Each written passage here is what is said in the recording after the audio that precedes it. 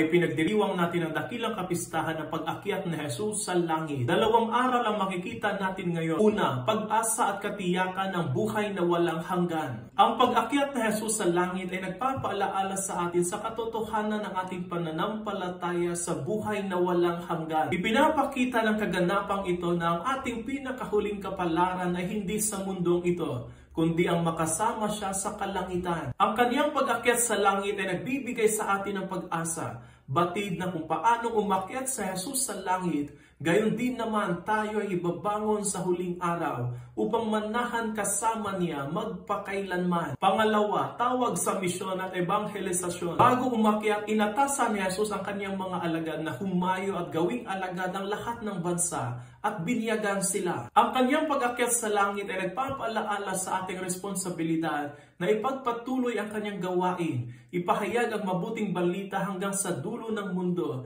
at maging saksi ng kanyang pag-ibig at awa sa ating pang-araw-araw na buhay. Nawa ay makamit natin balang araw ang buhay na walang hanggan kasama ang Panginoon sa pamamagitan ng ating patuloy na pagpapatutuo sa kanyang mga turo at pagsunod sa kanyang mga utos.